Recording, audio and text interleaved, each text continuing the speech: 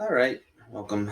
Here is another integration strategy. So we've seen basic integrals and U substitution, and those are the only two you really saw in Calc AB. In BC, there are others. The two we're going to learn are integration by parts, which is today, and partial fraction decomposition, which is the next lesson. Beyond that, there are all kinds of methods for integrating. Trig substitutions, that's the big one that we don't do. There are trig integrals where you have to be really clever about how you arrange things. We're not going to do those in this course, but integration by parts is a major one for sure. It was actually on the free response last year. So we really need to dial it in and make sure we can do it. So here is a typical problem that we can expect to see and be able to use integration by parts on. So let's look at and see what we are seeing. Notice it's not u sub, but it is the product of two functions. But here's the deal. These functions are unrelated. So in u sub, if you were to take the derivative of the inside, you would get the outside function. That's not what's happening in this problem. In this problem, we have x times sine x, and they are unrelated. So this is a case where you're likely going to have to use integration by parts. And this is one of those things that gets easier the more problems you see. So we're just going to dive right in. There is a formula for this. The formula is derived from the product rule, kind of in reverse. So essentially, these are product rule in reverse problems. And here's what you do. If you see a polynomial function that's x squared, x cubed, 2x, anything that has an x term to a power, you're going to make that u. Okay, we're going to say u is the function that deals with x. Okay, then we have a v function, which is actually not the other function. And we're going to find the derivative of u. And we're going to, rather than set this function as v, we're going to set this whole component as dv. So the other function along with the dx, think of that as a derivative that we're then going to antiderive in a second. So take the derivative of u, which is x, so the derivative is 1 dx. Take the antiderivative of your dv term, which would be cosine x, but then the derivative of cosine is negative sine, so we need a negative. And the formula for integration by parts says if you have established that this is the integral of u v, then to find the antiderivative, it is uv minus the integral of v du. What on earth does that mean? Basically, I just want you to remember 7. These two pieces, u and v, go together in front. That's this part. So multiply u and v. So negative x cosine x. Then what does the second part of the formula say? Minus the integral of the v term times the du term.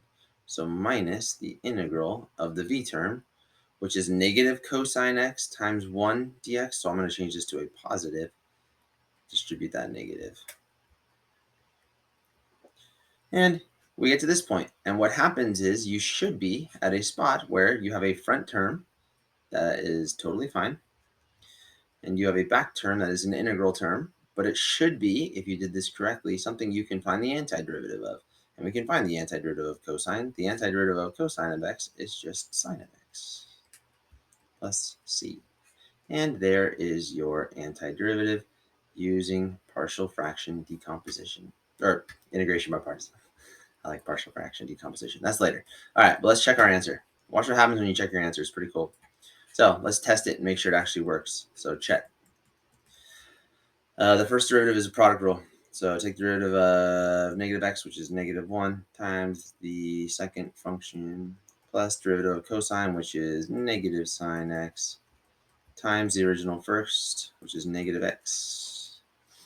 And then derivative of sine is cosine x. And look what happens. We have a minus cosine x and a plus cosine x. Cancel, cancel.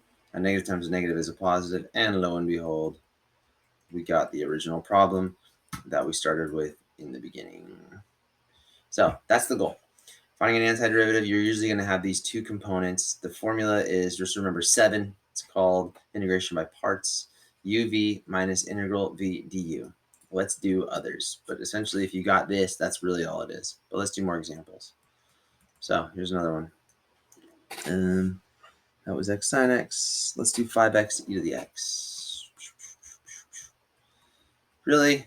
I could throw any number next to the x and e to the x. I could throw any number in front of x. But again, perfect problem for integration by parts because we have a polynomial piece and an unrelated other function e to the x. Now, the way to approach these is always make the polynomial piece the u. We're going to see problems down the road where you're going to have to be a little more clever about what you make u and dv. But let's just stick to this for now so we can see another practice example. So u, we'll make it 5x. Remember, you don't choose v, you choose the other function to be dv, which is e to the x dx. And now we take the derivative of u, which is 5 dx. We take the antiderivative of e to the x, which is, how nice, e to the x. And 7, bam, bam.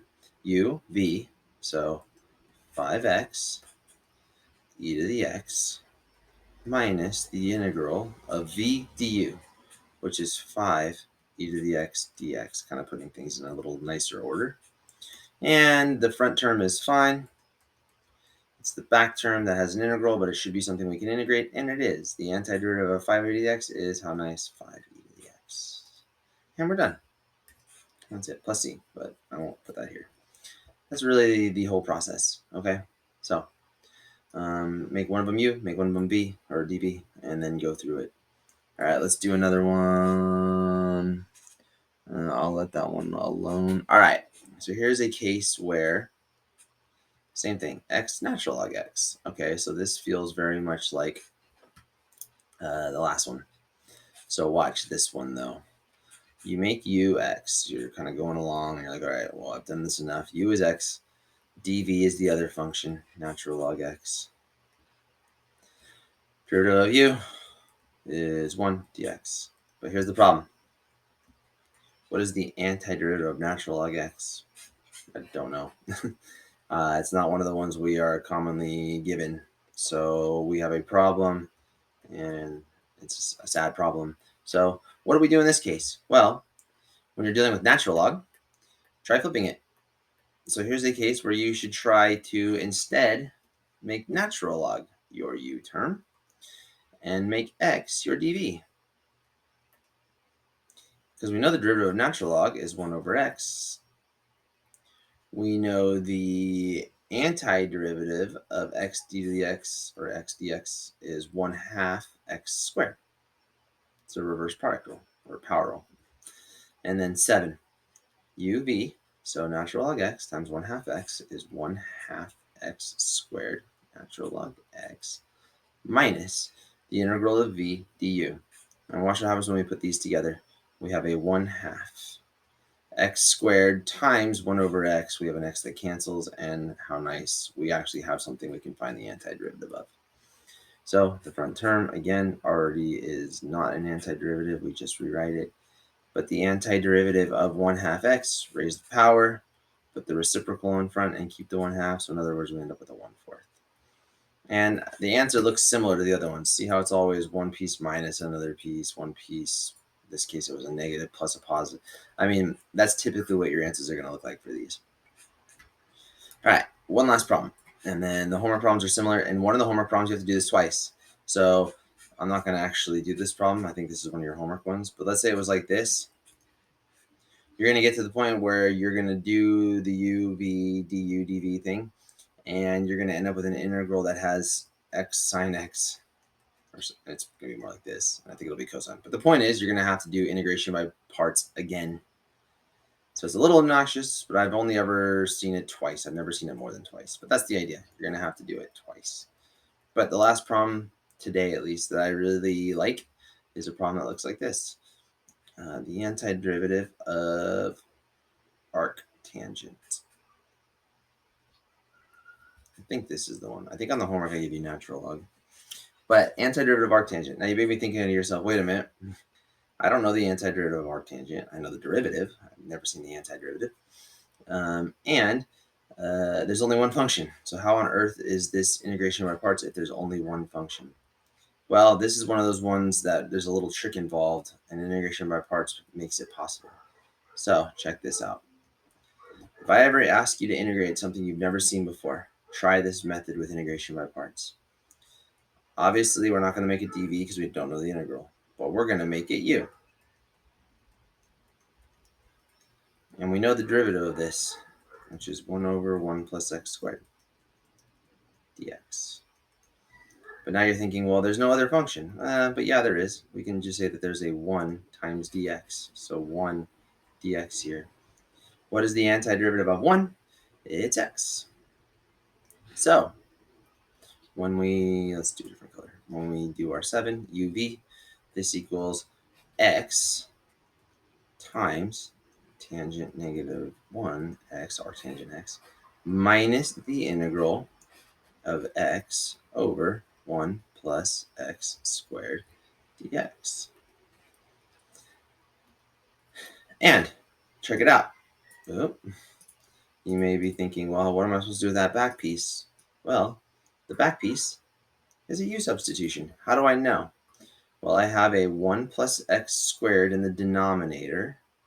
So you can actually think another way to rewrite this is the integral of 1 plus x squared to the negative first power with an x floating in front. And the derivative of the inside is 2x, and there's an x right there.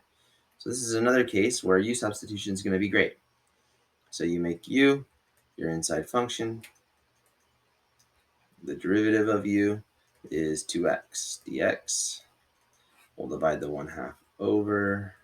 Oops. Divide the 2 over. And then we will do our substitution. So this integral becomes, I don't want to put it there. Let's put it over here. This integral becomes the integral of x, I forgot the dx. X dx is 1/2 du times our u to the negative first. And then we can put the 1/2 out front. We have u to the negative first du. Remember, in this case, this is not a reverse power rule because we're to the negative first power. This is a natural log.